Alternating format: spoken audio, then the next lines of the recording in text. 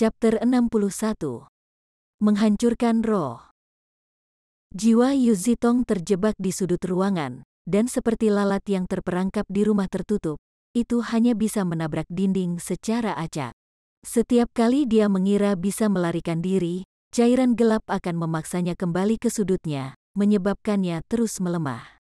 Meskipun jiwanya semakin lemah karena upaya berulang Han Li untuk mencoba memotongnya dengan belati, yang benar-benar membuatnya putus asa adalah cairan hitam misterius yang merusak jiwanya.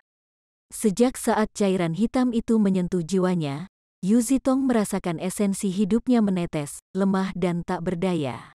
Itu juga merobek sedikit kekuatan sihir yang dia tinggalkan, yang bahkan lebih mematikan. Ini mencegah Yu Zitong melakukan sihir, menyebabkan teknik sihirnya gagal berulang kali. Seolah-olah dia benar-benar dibatasi. "Kenapa kamu mencoba membunuhku? Mengapa?" Dihadapkan dengan serangan kejam Han Li, bola cahaya Yu Zitong mengeluarkan lolongan yang penuh dengan kesedihan, tetapi Han Li tidak peduli dengan keengganan Yu Zitong untuk mati. Tidak lama kemudian, Yu Zitong menjadi lebih tenang saat dia secara bertahap melemah sampai dia akhirnya tidak dapat mengeluarkan suara atau menunjukkan sedikit gerakan. Melihat keheningan Yu Zitong, Han Li tidak segera menghentikan serangannya. Sebagai gantinya, dia terus mengamati bola cahaya, yang telah redup hingga menyerupai nyala lilin yang lemah. Setelah beberapa saat, Han Li memberikan jawaban dingin. "Saya tidak akan pernah mempercayai Anda, seseorang yang begitu hina sehingga Anda dengan mudah dan rela bersumpah dengan sumpah beracun yang menghukum keluarga dan leluhur Anda dengan kematian yang mengerikan di bawah murka surga. Jika saya bekerja dengan Anda, maka saya akan mengikuti Dr. Mo sampai kematiannya." Dengan tatapan dingin, dia menatap jiwa Yu Zitong untuk terakhir kalinya sebelum berbalik, dan tanpa ragu, dia dengan cepat mendorong pintu yang berat itu. Dengan pintu terbuka, beberapa sinar matahari yang tajam melesat ke dalam dan mendarat di bola cahaya. Setelah kontak dengan jiwa yang sekarat, sinar matahari membakar kekuatan jiwa terakhir Yu Zitong yang tersisa, menyebabkannya berubah menjadi gumpalan asap yang segera menghilang ke udara dengan puh. Dengan ini, jejak terakhir Yu Zitong terhapus bersih dari dunia ini oleh Han Li. Mengatakan bahwa Han Li tahu bahwa Yu Zitong takut cahaya itu tidak sepenuhnya benar. Dia pertama kali memikirkan ide ini ketika dia mengingat bagaimana Mo Juren, saat memasuki ruangan, dengan cepat meniup beberapa lilin. Jika dia tidak mengingat peristiwa ini maka dia masih akan meretas dunia cahaya tanpa hasil, menyebabkan kekhawatiran yang tak terukur muncul di hatinya. Meskipun Han Li telah menghilangkan esensi kehidupan Yu Zitong dengan mudah, dia telah menyiapkan tabung tambahan air racun 7 sebelumnya jika rencananya tidak berhasil. Dibandingkan dengan air 5 racun, yang diambil Mo Juren darinya, tabung kedua ini mengandung bahan tambahan yang sangat meningkatkan potensinya. Salah satu bahan tambahan adalah jamur bunga yang sangat mematikan bagi manusia normal dan bahkan lebih efektif melawan pembudidaya abadi. Efek dari kekuatannya bisa dilihat dari bagaimana Yu Zitong tidak bisa menggunakan sihir, sehingga jiwanya mudah dihancurkan. Inilah alasan mengapa Han Li memercikkan air 7 racun ke jiwa Yu Zitong.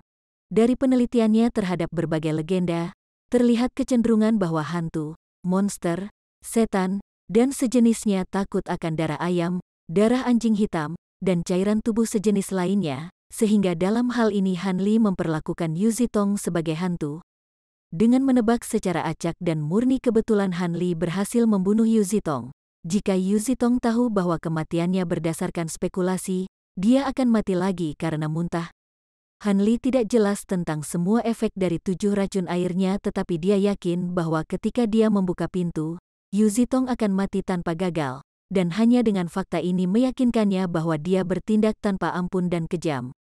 Sekarang dia akhirnya bebas dan tidak harus menjalani kehidupan yang terus-menerus khawatir tentang pisau yang ditaruh di tenggorokannya dan dia juga tidak harus siap untuk melarikan diri pada saat itu juga. Han Li dengan tenang melangkah kembali ke tengah ruangan batu tempat dia tinggal sejenak sebelum dia tiba-tiba melompat setinggi 3 meter dan membuka mulutnya untuk meneriakkan kegembiraan hatinya.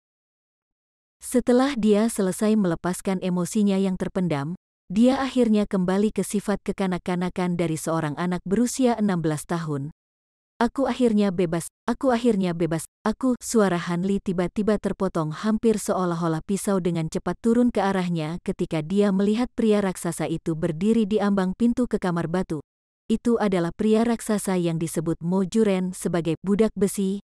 Wajah Han Li langsung menjadi jelek dan tidak sedap dipandang saat menatap sosok raksasa di depannya. Dia tiba-tiba merasakan bahunya sakit ketika dia menyadari bahwa dia telah melakukan kesalahan besar. Dia telah melupakan keberadaan pria raksasa itu, dan karena itu lupa untuk bertanya kepada Yu Zitong tentang hubungan Mo Juren dan pria raksasa itu beserta kelemahannya. Satu-satunya penghiburan yang dimiliki Han Li adalah kenyataan bahwa pria raksasa itu tidak menunjukkan minat pada ruang batu dan terus berkeliaran di sekitar premis pintu, masih mengikuti perintah terakhir Mo Juren tanpa melirik ke dalam ruang terbuka. Han Li tidak bisa menahan diri untuk tidak mengerutkan alisnya saat dia berpikir bahwa budak besi adalah tipe orang yang paling sulit untuk dihadapi karena tidak mendengarkan alasan atau bujukan dan hanya akan mengikuti perintah yang diberikan oleh tuannya. Masalah lainnya adalah jika Han Li tidak bisa mengalahkannya dalam pertempuran dan satu-satunya hal yang memiliki peluang untuk menang adalah racun yang dia buat. Namun silinder yang dulunya menyimpan racun itu kini tergeletak kosong di lantai. Pikiran ini menyebabkan Han Li mondar-mandir di ruang batu, berebut memikirkan rencana untuk berurusan dengan budak besi. Tetapi setelah banyak berpikir, pikirannya berantakan dan dia masih belum punya rencana. Secara tidak sengaja, tatapan Han Li jatuh pada mayat Mo Juren. Tiba-tiba, dia punya ide. Mungkin aku bisa menemukan sesuatu di tubuhnya yang bisa digunakan untuk menahan budak besi, pikir Han Li segera. Dia dengan cepat melirik keluar dan melihat bahwa budak besi masih mondar-mandir tanpa tanda-tanda kelelahan atau niat untuk mendekati ruang batu. Melihat ini, Han Li menjadi sedikit tenang saat dia dengan cepat berjalan ke tubuh Mo Juren dan tanpa malu-malu mengulurkan kedua lengan Dr. Mo untuk mulai memeriksa setiap inci mayatnya dengan hati-hati.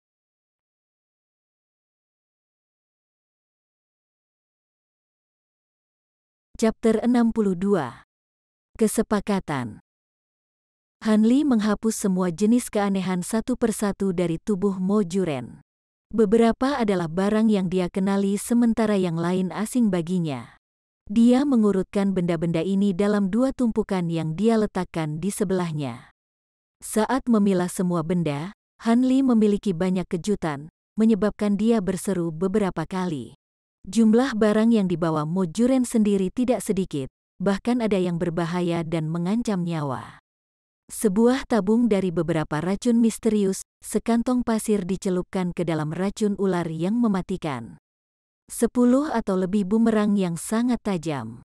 Saat jumlah item di lantai meningkat, Han Li menjadi semakin panik dan gelisah.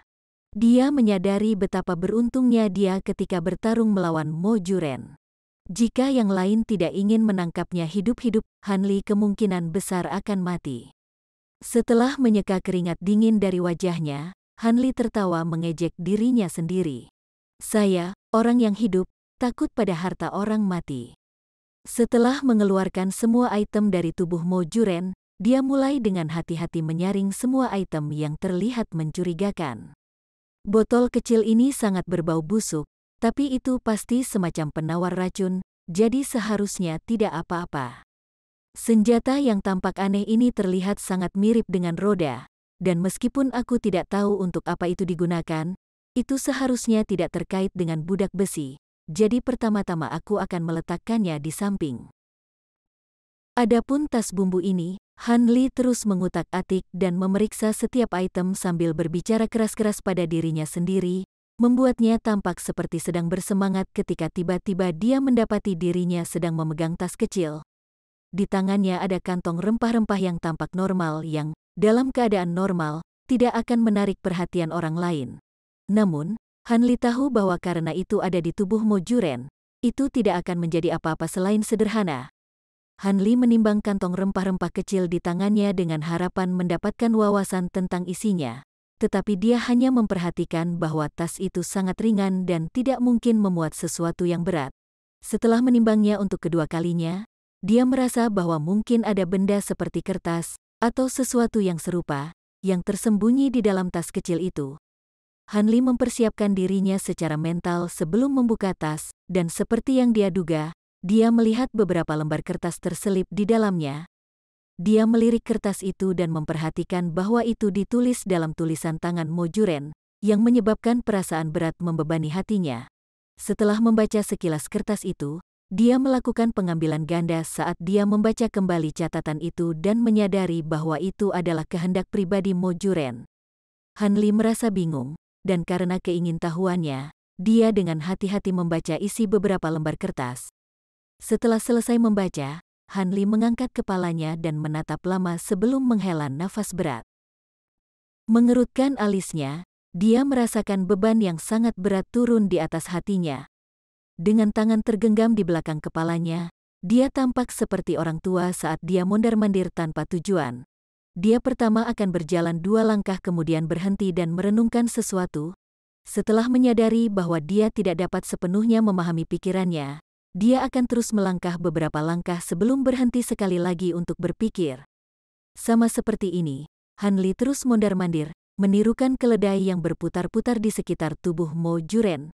Wajahnya menjadi gelisah, satu saat itu merah terang, dan selanjutnya akan berubah menjadi putih, menunjukkan emosi mengamuk yang dia rasakan dalam dirinya, tidak dapat ditenangkan. Jika Li Feiyu melihat pola pikir Han Li yang tidak stabil, dia mungkin akan mengejeknya dengan cemoohan yang keras. Alasan perubahan Han Li adalah kehendak Mo Juren, yang meninggalkan beberapa berita yang sangat mengerikan yang meninggalkan dia dengan salah satu dari 2 pilihan yang sulit. Di dalam obat penawar untuk insect corpse pill yang sebelumnya diberikan Mo Juren kepadanya adalah jenis racun langka yang hanya bisa dihilangkan oleh yang jade hangat berharga keluarganya. Terlepas dari harta ini, bahkan penangkal legendaris tidak dapat menyelamatkannya. Ditulis di beberapa lembar kertas, wasiat Mo Juren dengan jelas menyatakan bahwa racun yang dia gunakan pada Han Li adalah untuk skenario terburuk bahwa Mo Juren akan mati karena gagal memiliki Han Li. Jadi, dalam persiapan setiap bisnis yang belum terselesaikan yang mungkin dia miliki setelah kematiannya, dia memutuskan untuk memasukkan satu pertukaran terakhir yang sederhana dengan Han Li dalam surat wasiatnya, yang memungkinkan Han Li dan dokter yang telah meninggal mendapatkan keuntungan besar. Mo Juren akan bisa mengurus bisnis yang belum terselesaikan sementara Han Li akan bisa mendapatkan kekayaan dalam jumlah besar dan keuntungan yang tak terlukiskan. Adapun apakah Yu Zitong akan menjadi yang terakhir hidup, Mo Juren tidak memikirkannya lagi. Dia hanya menyebutkannya secara singkat dalam surat wasiatnya, mengatakan bahwa Yu Zitong pada dasarnya lemah dan takut mati, dan meskipun dia agak pintar, itu adalah sejauh mana kemampuannya saat ini. Mo Juren juga menyebutkan bahwa meskipun Yu Zitong adalah seorang kultivator abadi, dia tidak akan pernah menjadi sesuatu yang hebat. Dan karena alasan ini dia dengan cepat diabaikan sebagai orang terakhir yang hidup. Begitu Han Li melihat ini, dia tertawa getir dalam hatinya tentang bagaimana Mo Juren tidak memprediksi bahwa pada akhirnya, dia akan jatuh ke dalam perangkap Yu Zitong yang tampak polos. Jika Han Li tidak menyembunyikan tingkat kultivasi seni musim semi-abadi yang sebenarnya, dia kemungkinan besar akan berakhir seperti Mo Juren, memungkinkan Yu Zitong menerima semua manfaat. Tentu saja, Mo Juren juga telah merencanakan untuk mencapai fantasinya menjadi seorang kultivator abadi dengan mengambil alih tubuh Han Li. Sepertinya tidak peduli menjadi kultivator seperti apa, seseorang tidak boleh meremehkan orang lain. Dalam wasiatnya, perdagangan yang diusulkan Mo Juren sangat sederhana. Dia menulis bahwa dalam 1 atau 2 tahun, racun itu akan menjadi efektif. Untuk menghilangkan racun ini, Han Li harus melakukan perjalanan ke rumah Mo Juren. Mo Juren memiliki istri dan anak perempuan, bersama dengan bisnis yang layak. Dia telah membuat pengaturan untuk mereka sebelum dia pergi, tetapi dia takut jika dia tidak ada untuk waktu yang lama, musuh-musuhnya akan memiliki niat jahat terhadap keluarganya. Untuk itu, Han Li harus bergegas untuk melindungi istri dan anggota keluarganya sebelum situasi meningkat dan sebaiknya membantu mereka melarikan diri dari dunia berdarah Jianghu agar mereka dapat hidup normal tanpa kekurangan. Sebagai cara untuk mengkompensasi dan menghilangkan kecurigaan Han Li, Mo Juren akan menjodohkan salah satu putrinya dengan dia dan memberinya mahar setengah dari semua asetnya bersama dengan harta karun yang giok. Sebelum Mo Juren pergi, dia telah memberikan batu giok yang berharga kepada istrinya untuk disimpan dan juga secara eksplisit mengatakan kepada mereka bahwa itu akan digunakan sebagai bagian dari mahar putri mereka. Jadi bahkan jika Han Li tidak ingin menikahi putrinya, dia akan terpaksa. Tentu saja, Mo Juren dengan jelas menunjukkan bahwa klan musuhnya sangat besar dan berpengaruh. Mereka juga berisi banyak pembudidaya. Banyaknya anggota membuat sulit bagi klan untuk mengawasi dan mengendalikan semua anggota mereka, dan dengan kemampuan Han Li saat ini, dia tidak akan mampu menghadapi mereka secara langsung. Untuk alasan ini, dia secara khusus menyiapkan 2 identitas palsu untuk Han Li dan dengan hati-hati menyembunyikannya di lokasi rahasia yang tidak diketahui siapapun selain Mo Juren. Selanjutnya, dia bahkan meninggalkan token milik Mo Juren dan surat tulisan tangan. Pada saat yang sama, dia juga meninggalkan daftar nama yang dengan jelas menyatakan para pembantunya yang terpercaya, orang-orang yang dia curigai berkomplot melawannya, dan nama-nama klan musuhnya di dalam suratnya. Dia juga menulis beberapa hal yang harus diperhatikan Han Li. Akhirnya, untuk mengungkapkan ketulusan keinginannya, dia bahkan meninggalkan cara mengontrol dan memanggil budak besi dan burung bersayap awan.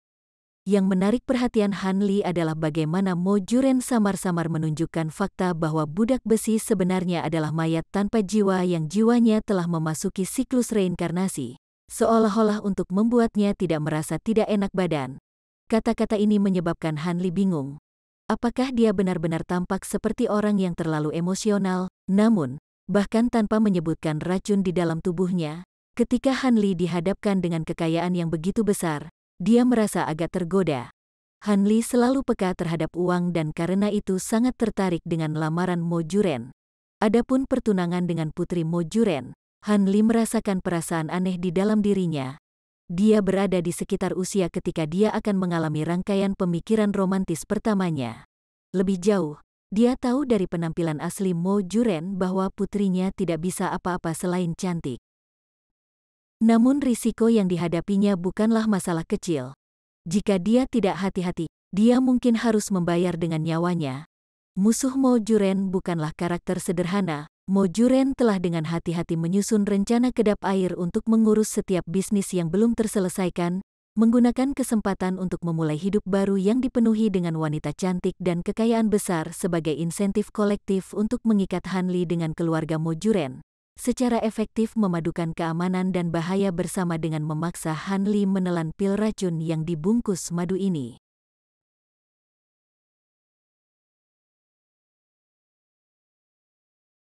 Chapter 63. Penampilan sejati. Han Li mondar-mandir di sekitar ruangan beberapa kali sebelum berhenti. Haruskah saya menerima kesepakatan Dr. Mo sekarang, atau haruskah saya menunggu saya benar-benar yakin tidak ada obat sebelum membuat keputusan saya? Han Li tidak berdaya, tidak dapat mengambil kesimpulan. Kemudian, dia melihat keluar ke budak besi dan memikirkan kembali nyanyian yang tidak dapat dipahami yang tertinggal di akhir surat wasiat Mo Juren. Rasa ingin tahu muncul di dalam hatinya saat dia mempersiapkan langkah-langkah untuk mengendalikan budak besi. Han Li membungkuk dan mengambil dari dalam tumpukan barang sebuah lonceng kuningan yang cukup kecil untuk muat di telapak tangannya. Lonceng kuningan dibuat dengan hati-hati dengan proporsi yang harmonis yang membuatnya terlihat enak dipandang. Dengan satu pandangan, dia bisa tahu bahwa itu adalah pekerjaan seorang seniman yang terampil. Satu-satunya perbedaan yang dimiliki bel ini dari bel biasa adalah bingkai bel, yang memiliki sedikit noda darah, membuatnya sangat menarik perhatian. Han Li dengan hati-hati memeriksa semua fitur yang disebut lonceng pemandu jiwa ini.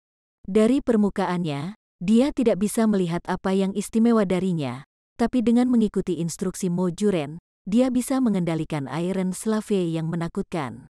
Objek seperti itu tidak terbayangkan. Han Li memegang bel kecil dengan tangan kirinya dan belati dengan tangan kanannya. Perlahan dan hati-hati, dia berjalan melewati pintu batu dan mendekati budak besi. Ketika dia berada 20 kaki dari pria besar itu, dia berhenti berjalan, tidak mau bergerak lebih jauh. Jika dia bergerak bahkan 1 kaki lebih dekat, dia mungkin tidak dapat melindungi dirinya dari kecelakaan apapun. Pada saat ini, budak besi berdiri tegak dengan punggung menghadap ke arah Han Li.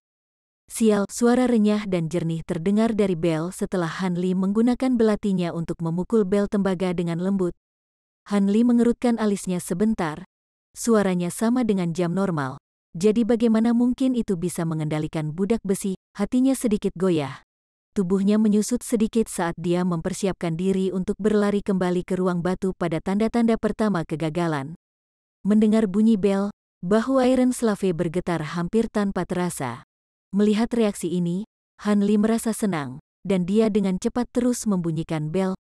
Sial, sial, lonceng berbunyi secara berurutan dan tubuh budak besi bergidik sampai bahkan jalannya menjadi terhuyung-huyung, tidak mampu berdiri dengan kokoh.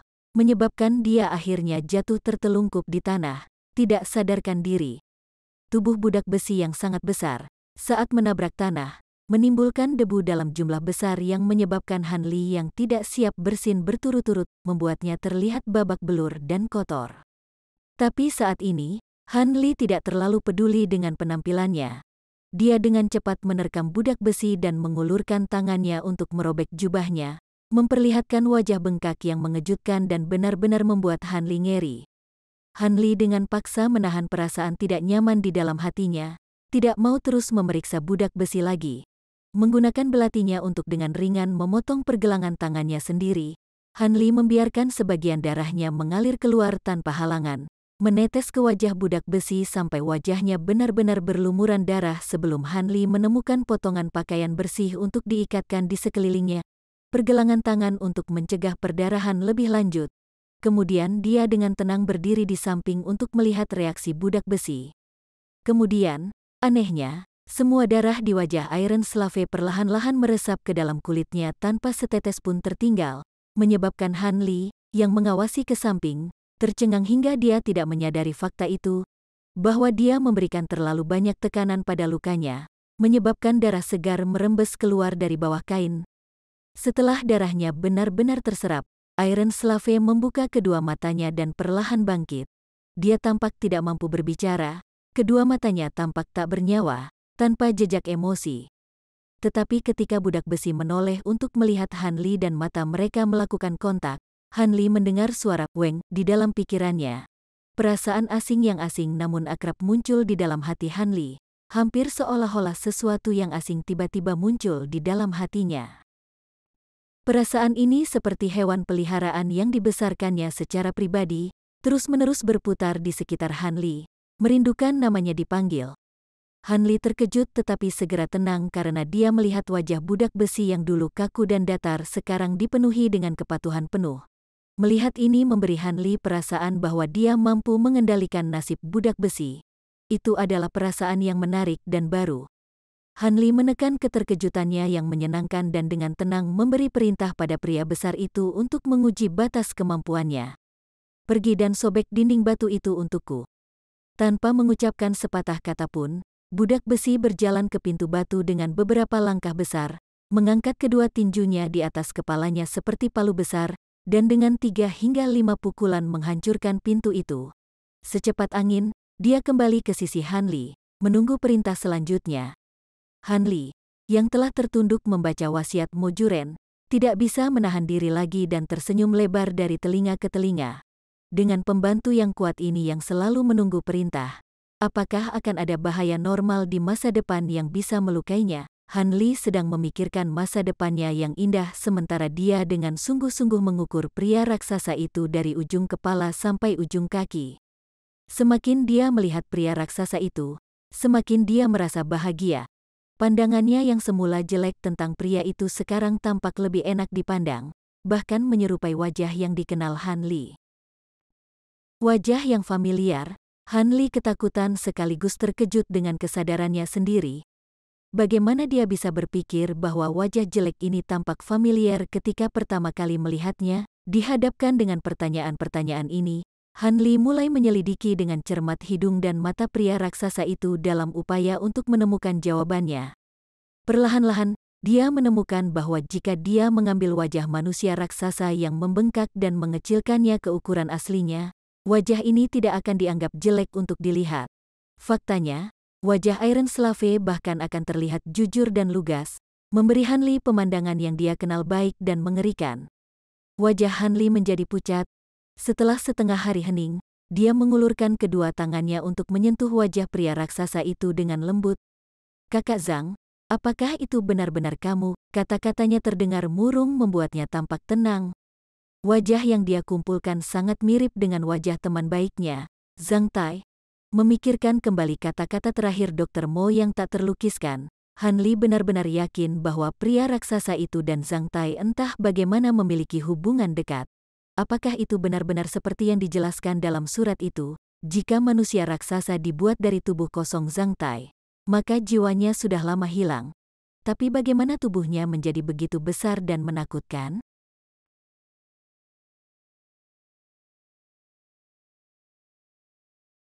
Chapter 64. Jiwa Bengkok. Han Li menggunakan tangannya untuk merasakan suhu tubuh pria raksasa itu sambil menatap sepasang matanya yang tak bernyawa dan tidak jelas. Di dalam hatinya, dia mencoba menebak semua pengalaman pahit yang dialami Zhang Tai. Dr. Mo kemungkinan besar berkolusi dengan Yu Zitong untuk menculik Zhang Tai, seorang praktisi jalan gajah lapis baja, memberikan kepura-puraan palsu bahwa dia pergi dan menipu banyak mata dan telinga di dalam sekte 7 misteri. Kemudian, mereka diam-diam menggunakan semacam teknik sihir untuk menghilangkan jiwa Zhang Tai, menyebabkan tubuhnya menjadi aneh seperti sekarang. Efek dari teknik mereka mirip dengan serangan balik dari mengolah jalan gajah lapis baja. Dugaan Han Li tidak jauh berbeda dari apa yang sebenarnya terjadi. Setelah melakukan tesnya, Dr. Mo tiba-tiba memiliki ide untuk menggabungkan jalan gajah lapis baja dengan teknik pemurnian mayat Yu Zitong untuk menciptakan sekelompok boneka yang patuh dan kuat yang dapat menyapu Jiang Hu. Namun, dia hanya mampu menciptakan satu prajurit yang diperlakukan oleh Dr. Mo sebagai hartanya. Dia biasanya menyembunyikan raksasa besi di suatu tempat di dasar gunung, dan satu-satunya saat Dr. Mo mengeluarkan raksasa besi dari persembunyiannya adalah ketika dia kembali ke gunung. Tapi Yu Zitong sama sekali tidak tertarik dengan mayat hidup yang meragukan ini. Pada kenyataannya, dia bahkan mendengus menghina karena ketika dia masih memiliki tubuhnya, dia mampu menggunakan ki untuk menangani mayat-mayat yang dihidupkan kembali semacam ini tanpa banyak kesulitan. Selain itu, mayat animasi ini tidak dapat dibandingkan dengan mayat kultivator peringkat tinggi yang dihidupkan kembali. Sebagai hasilnya, itu hanya berguna di dunia fana. Satu-satunya sisi positifnya adalah bahannya lebih mudah dikumpulkan, proses pemurniannya lebih sederhana, dan siapapun yang memiliki sedikit ki internal dapat menggunakan teknik ini. Setelah beberapa saat, Han Li melepaskan tangannya dari wajah pria raksasa itu dan mengalihkan pandangannya yang gelisah dari tubuhnya. Tatapannya mendarat di pintu batu yang hancur, pikirannya masih linglung. Pada saat itu, dia merasa hatinya menjadi dingin, bukan karena situasi Zhang Tai melainkan karena sikapnya sendiri yang dingin dan tidak terikat. Dia awalnya berpikir bahwa ketika dia mengetahui tentang kejatuhan menyedihkan teman-temannya, dia akan dengan marah mengangkat kepalanya dan berteriak, "Mo Juren Yu Zitong," dengan kebencian yang mendalam. Namun pada kenyataannya, selain dari beberapa kesedihan, penemuannya tidak menimbulkan kemarahan apapun. Hampir seolah-olah orang yang jatuh dalam keadaan ini bukanlah teman baiknya Zhang Tai melainkan orang asing yang sama sekali tidak ada hubungannya dengan dia. Apakah karena dia tahu bahwa Zhang Tai di depannya hanyalah cangkang kosong dan bukan Zhang Tai yang pernah dia kenal, atau karena hatinya menjadi terlalu dingin? Tingkah laku Han Li yang dingin dan terpisah menyebabkan rasa takut muncul di hatinya. Dia menyadari saat itu bahwa dia telah berubah terlalu banyak ke titik di mana dia asing bagi dirinya sendiri.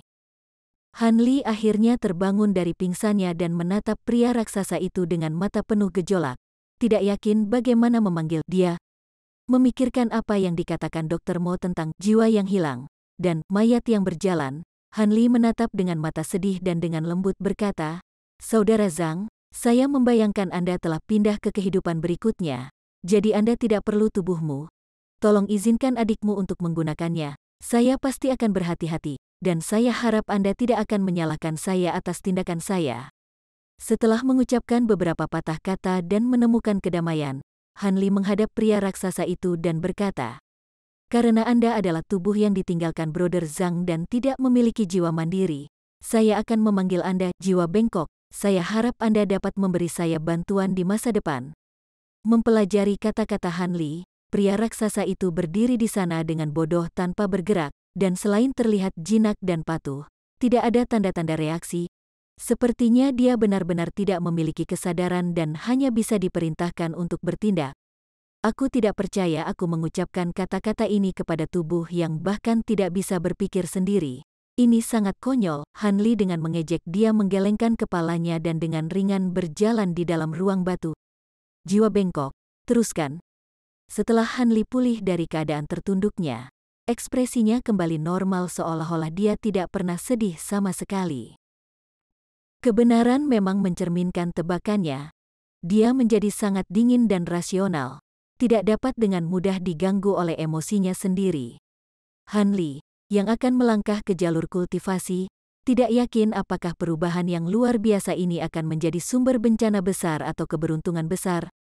Untuk waktu yang singkat setelah itu, Han Li menghabiskan setengah hari yang baik untuk menghadapi akibat dari situasi tersebut.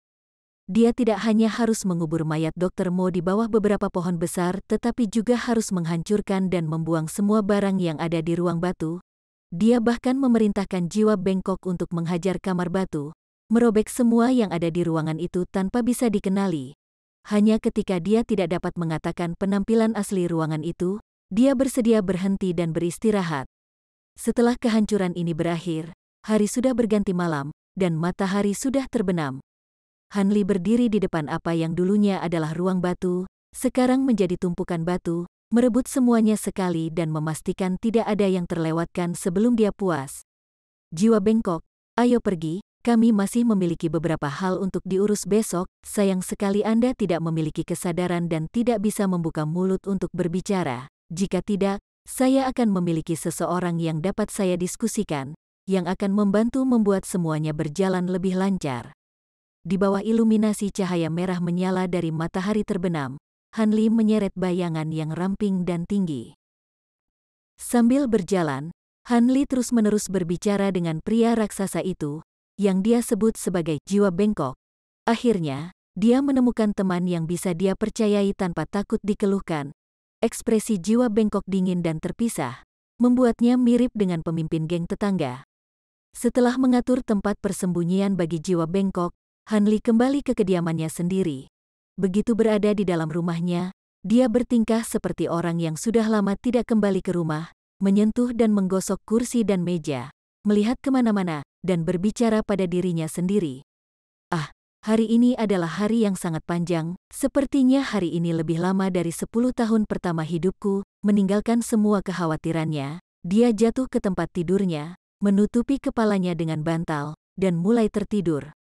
Dia sangat lelah, dia tidak bisa menahan kelelahan mental dan fisik. Tapi, bisa hidup benar-benar luar biasa, mau tak mau dia memikirkan hal ini. Dan saat dia masuk ke dalam tidur, sudut bibirnya terangkat membentuk senyuman tipis.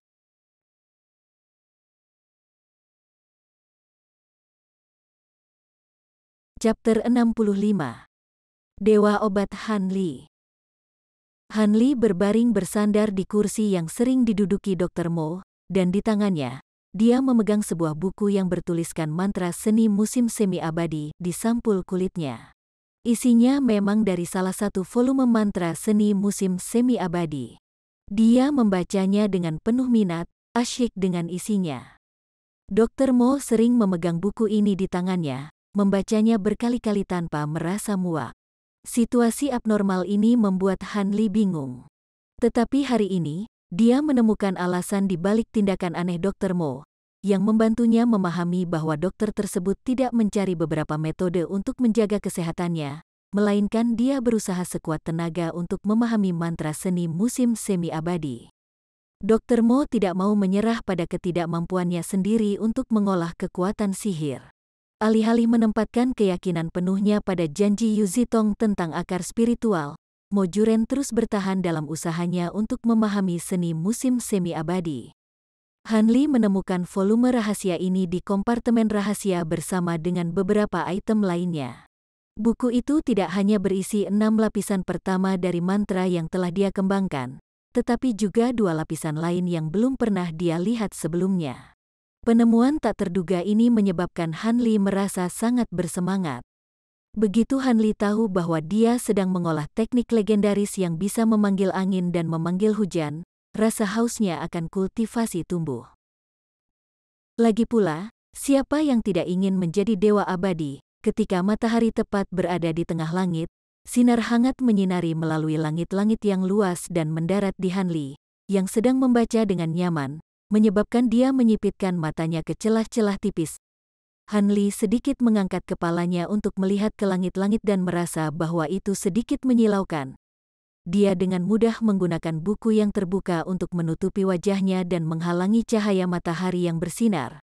Begitu dia merasakan kegelapan di depan matanya, hatinya merasa lebih nyaman saat dia sekali lagi secara diam-diam memasukkan lapisan ketujuh dari nyanyian itu ke dalam ingatan. Dia baru-baru ini menemukan bahwa karena terus menggunakan bantuan obat-obatan, dia akan mencapai terobosan dalam seni musim semi abadi ke lapisan ketujuh. Semakin awal dia memahami beberapa lapisan berikutnya, semakin bermanfaat baginya ketika dia menembus kemacetan. Lebih dari setengah tahun berlalu sejak hari Dr. Mo mencoba merebut paksa tubuhnya. 2 hari setelah kejadian, untuk menutupi kematian Dr. Mo, Han Li secara pribadi menulis surat yang meniru tulisan tangan Dr. Mo yang mengatakan bahwa dia ingin kembali ke kampung halamannya untuk mengunjungi keluarganya. Menggunakan nama Dr. Mo, dia menyampaikan surat ini kepada salah satu murid senior sekte tersebut. Dalam surat itu, dia tanpa malu-malu menggunakan nada suara Dr. Mo, mengklaim bahwa Han Li telah berhasil semua keahlian pengobatan Dr. Mo dan bahwa dia bisa menggantikan dia dalam melihat dan merawat pasien sementara Dr. Mo dalam perjalanan panjangnya. Dr. Mo palsu tidak yakin kapan dia akan kembali, dan dalam surat itu, dia juga meminta bantuan beberapa anggota sekte untuk sementara waktu mengurus tugasnya sampai dia kembali ke Sekte 7 Misteri. Setelah menyerahkan surat itu, beberapa tetua sekte jelas tidak menunjukkan tanda-tanda keraguan karena Dr. Mo sering meninggalkan gunung selama berbulan-bulan untuk mengumpulkan tumbuhan. Selain itu, Dr. Mo memiliki posisi terhormat dalam 7 misteri sekte dan dihormati karena menyelamatkan nyawa Patriark Wang, jadi dia bebas melakukan apa yang dia suka. Tetapi beberapa sesepuh sekte menyatakan pendapat yang berbeda mengenai isi surat tentang bagaimana Han Li telah berhasil semua keahlian pengobatan Dr. Mo. Separuh mempercayainya sedangkan separuh lainnya meragukan keabsahan surat tersebut. Meskipun sebagian besar pasiennya di mana murid sekte dengan kasus kecil demam, luka pisau, dan sejenisnya, tanggung jawab utama Dr. Mo adalah merawat kepala divisi, sesepuh, dan tokoh berpangkat tinggi lainnya. Mayoritas murid lain harus menemukan salah satu dari sedikit dokter lain di puncak gunung untuk pengobatan. Jadi, pada awalnya, beberapa anggota senior tidak segera mengizinkan Han Li untuk mengambil tanggung jawab Dr. Mo. Mereka pertama-tama membuat Han Li memperlakukan beberapa murid untuk menguji kemampuannya. Han Li tidak sedikit pun terganggu oleh keraguan orang lain tentang kemampuan pengobatannya, dan dia membawa sikap acuh tak acuh terhadap semua orang yang dia rawat. Satu-satunya alasan dia mengusulkan untuk mengambil pekerjaan Dr. Mo adalah karena dia menyukai lembah tangan dewa dan kebun obatnya yang layak. Jika dia bisa terus tinggal di dalam lembah gunung dan membiarkan semua orang di lembah gunung jatuh di bawah kendalinya, dia akan dapat dengan bebas menggunakan botol giok rahasianya di lembah gunung untuk mempercepat pertumbuhan tumbuhan langka tanpa takut pada orang lain. Menemukan rahasianya. Juga meskipun lembah gunung kecil ini saat ini dihuni oleh satu orang, jika Dr. Mo tidak kembali setelah jangka waktu tertentu, kepala divisi atau sesepuh mungkin akan mengambil kembali lembah itu secara tiba-tiba. Akibatnya, untuk menunjukkan kehebatan pengobatannya, Han Li menghabiskan banyak energi untuk mengobati kerumunan murid yang datang mencari bantuan dan diam-diam menggunakan ramuan langka yang pertumbuhannya ia tingkatkan setiap hari. Dengan demikian, pengetahuan pengobatannya ditambah dengan penggunaan ramuan langka dan berharga yang murah hati menyebabkan mereka yang datang untuk menerima perawatan medis percaya kemampuannya untuk menciptakan keajaiban setelah makan obat yang segera menyembuhkan penyakit mereka. Seperti yang dia prediksi, kata-kata tentang kemampuan medisnya yang diklaim dapat menghidupkan kembali orang mati menyebar seperti guntur keras di hari yang cerah, dengan cepat menyebabkan sensasi di seluruh sekte 7 misteri. Semua orang di gunung tahu bahwa di dalam barisan mereka ada dewa obat muda yang berbakat. Kemampuan dewa obat ini sangat dalam sehingga tidak dapat diukur di bawah penyelamatan dan perhatian medisnya, terlepas dari apakah itu luka luar, luka dalam, atau luka lain-lain atau luka mematikan lainnya. Yang paling dia butuhkan adalah 3 hari untuk mengembalikan pasien ke kesehatan penuh. Dibandingkan dengan kemampuan pengobatan Dr. Mo, kecakapan Han Li tampaknya melambung dengan sukses besar. Kenyataannya, kemampuan pengobatan Han Li lebih kurang daripada Dr. Mo kecuali Dr. Mo tidak akan pernah menyia-nyiakan begitu banyak ramuan berharga, jadi dia jauh dilampaui oleh Han Li ketika mengukur lama pemulihan. Han Li sekali lagi membantu murid yang terluka parah pulih kembali ke kesehatan penuh dalam beberapa hari. Melihat prestasi Han Li, tokoh berpangkat tinggi tidak bisa duduk lebih lama lagi. Hampir 1 hari berlalu sebelum mereka mengirim seseorang untuk mengundangnya. Kali ini, orang yang ingin bertemu dengannya secara tak terduga adalah seseorang yang pernah dia temui sebelumnya. Itu adalah pemimpin sekte Ma yang Han Li temui di tebing pemurnian tulang.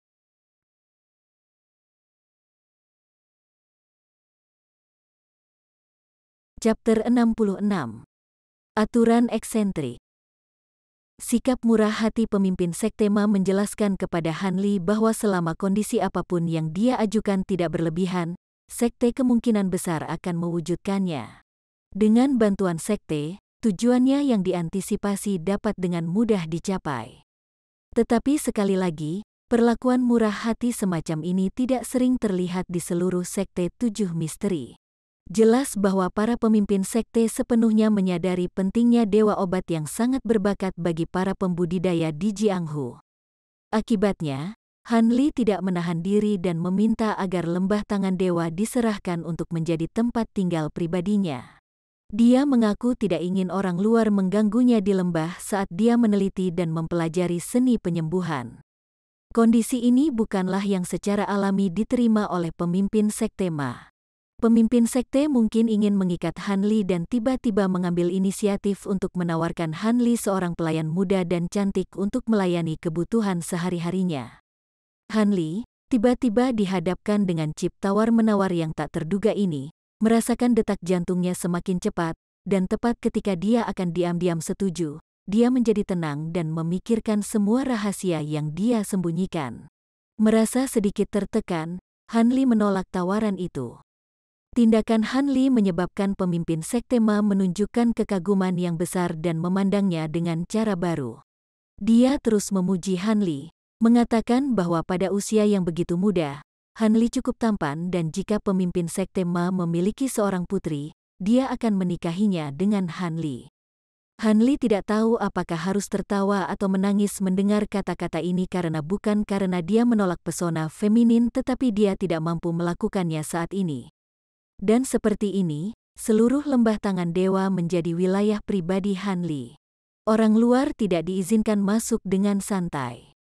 Mengenai setiap pengunjung, Han Li secara khusus menempatkan jam besar di pintu masuk lembah. Tidak peduli siapa yang ingin bertemu Han Li, mereka hanya perlu menghitung waktu, dan Han Li akan segera keluar dari lembah untuk menemui mereka.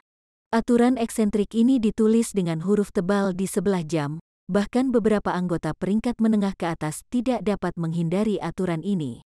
Alasan mengapa Han Li menetapkan aturan eksentrik ini adalah untuk sepenuhnya mencegah kemungkinan terakhir dari rahasia botolnya bocor. Selama tidak ada yang menerobos ke lembah gunung, Han Li bisa menjamin properti yang menentang surga dari botol itu agar tidak diketahui oleh pihak kedua. Pada awalnya, aturan ini tidak menjadi masalah bagi murid berperingkat lebih rendah. Tetapi hal itu menyebabkan banyak anggota berpangkat tinggi menjadi sangat tidak puas. Mereka percaya Han Li memandang dirinya tinggi, tidak tahu seberapa tinggi langit atau seberapa dalam bumi. Bahkan Dr. Mo tidak angkuh ini, jadi bagaimana mungkin Han Li, seorang murid sepele yang baru saja menyelesaikan masa magangnya, berani bertindak begitu lancang? Tetapi setelah Han Li menyelamatkan seseorang yang menderita luka berat dan mengancam jiwa dari ambang kematian dan membantu pemulihannya, semua tanda keluhan menghilang tanpa jejak, dan tidak ada yang mengungkit aturan eksentrik lagi. Tidak ada yang ingin menyinggung seseorang yang dapat menyelamatkan hidup mereka berkali-kali seperti dewa obat karena masalah kecil dan sepele. Mereka secara alami percaya bahwa memaksa pengunjung membunyikan lonceng untuk bertemu dengannya adalah kebiasaan aneh yang unik bagi dewa obat yang temperamental. Hari-hari berikutnya berlalu satu persatu, dan bahkan sesepuh sekte secara bertahap mengikuti aturan Han Li. Ketika mereka ingin meminta bantuan medis, mereka akan mengirim seseorang untuk dengan hormat membunyikan jam besar untuk memanggil Han Li. Aturan eksentrik lembah tangan dewa secara bertahap mengubah Han Li menjadi semacam legenda di 7 sekte misteri. Yang konyol adalah dia bahkan tidak berperingkat di sekte itu, dia tidak memiliki posisi peringkat tinggi, juga tidak memegang posisi kekuasaan apapun. Dia masih murid peringkat rendah, tapi sekali lagi, siapa yang pernah melihat murid yang begitu populer di sekte? Bahkan sesepuh sekte yang datang mengunjunginya akan memanggilnya sebagai Dr. Han. Tidak banyak orang yang berani langsung memanggil Han Li dengan namanya. Tentu saja, ini tidak berlaku untuk Li Feiyu, yang juga dikenal oleh Han Li sebagai murid senior Li. Li Feiyu masih mempertahankan wataknya yang dingin dan terpisah di depan orang lain. Tetapi setiap kali dia melihat Han Li, dia menjadi ceroboh dan riang. Perlakuannya terhadap Han Li tidak diubah oleh identitas barunya sebagai dewa obat, tidak seperti Fatih Wang dan murid-murid lain yang telah terpisah dan menjadi lebih hormat. Tidak ada jejak kesopanan setiap kali Li Feiyu memanggil Han Li dengan namanya. Ini membuat Han Li merasa sedikit bersyukur. Dia masih belum terbiasa hidup menyendiri. Hanya memikirkan ekspresi Li Feiyu setiap kali dia tertawa. Han Li tidak bisa tidak memikirkan wajah orang lain. Baru-baru ini, dia secara tidak terduga bertemu dengan orang lain yang pernah menaiki kereta yang sama dengan Han Li mendaki gunung beberapa tahun yang lalu. Sekarang anggota sekte dalam dari 7 divisi tertinggi, Wu Yan telah terjangkit penyakit aneh yang tidak dapat diobati oleh semua dokter yang dikirim untuk merawatnya, menyiksanya tanpa akhir. Pada akhirnya, dia tidak punya pilihan selain menggunakan nama pemimpin sekte Ma untuk meminta bantuan Han Li untuk menyembuhkan penyakitnya. Ingatan Wu Yan cukup baik, dan ketika dia bertemu dengan Dr. Han yang terkenal, dia mengenali dengan sekali pandang bahwa dia adalah salah satu dari anak-anak yang datang dengan kereta yang sama dengannya, Han Li.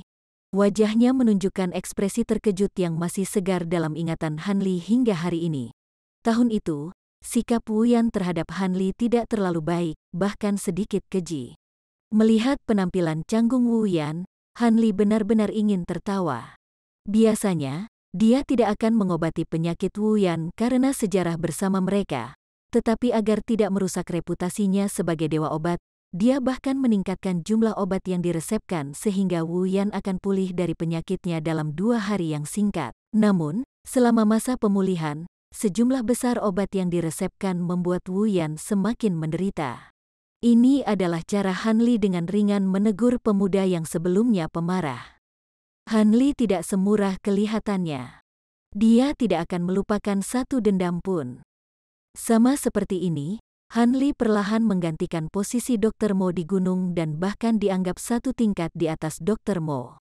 Di Gathen Valley, Han Li akan mengeluarkan botol kecil itu, memasukkannya ke dalam ruang kosong di dalam lembah, dan membiarkan cairan hijau misterius itu terbentuk setiap 7 hingga 8 hari. Dengan cairan hijau misterius, dia akan mempercepat pertumbuhan-tumbuhan langka dan kuno, yang akan dia sempurnakan menjadi obat dengan sangat hati-hati.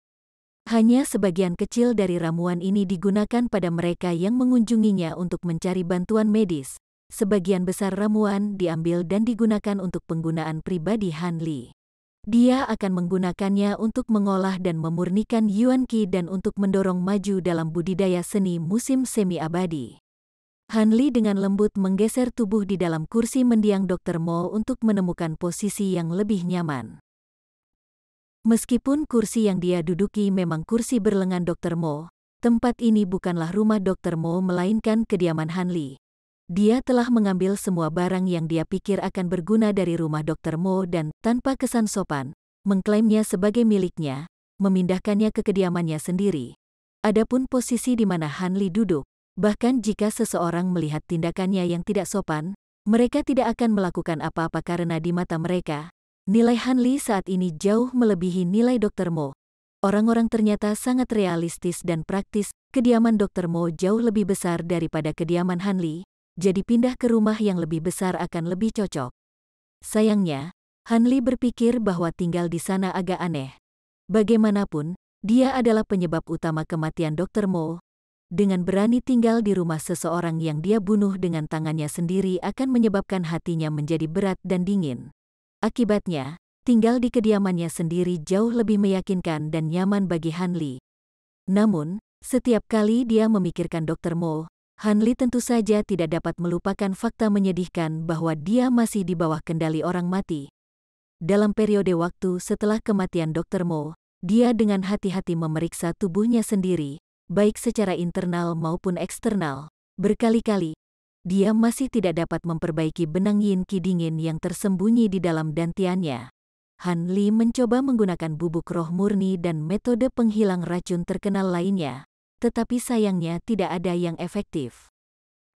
Sepertinya perjalanan panjang yang harus dia lakukan dalam waktu 1 tahun tidak dapat dihindari.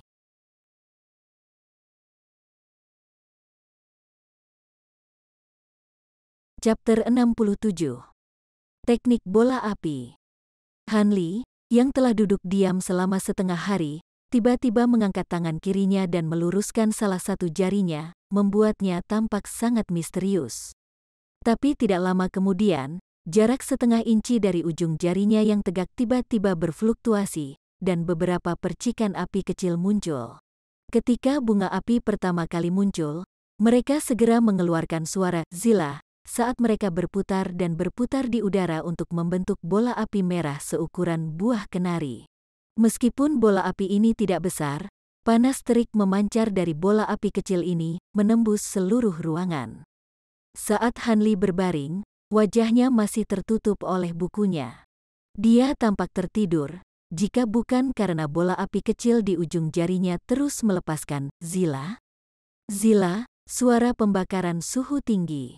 Ini, ditambah dengan ujung jarinya yang tidak bergerak, membuat Han Li tampak sangat menarik. Beberapa menit berlalu, bola api terus mempertahankan energi kuat yang sama, tidak menunjukkan tanda-tanda akan padam. Namun, Han Li akhirnya bergeser. Jari yang dia gunakan untuk menopang bola api mulai sedikit bergetar.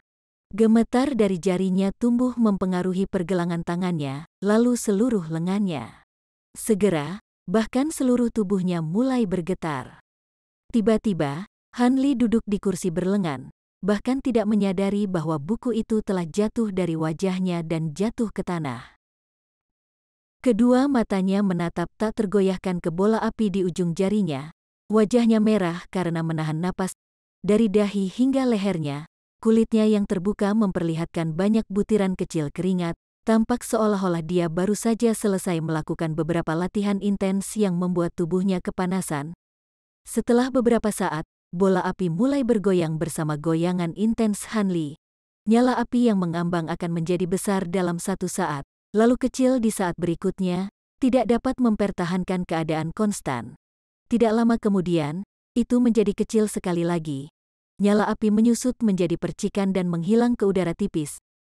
Begitu bola api menghilang, Han Li merasa seperti pria yang tulang punggungnya dicabut.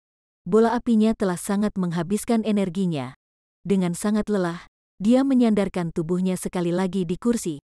Teknik bola api ini menjengkelkan untuk dilatih. Meskipun saya telah meneliti teknik ini selama setengah tahun, saya masih tidak dapat memiliki kendali penuh atas itu.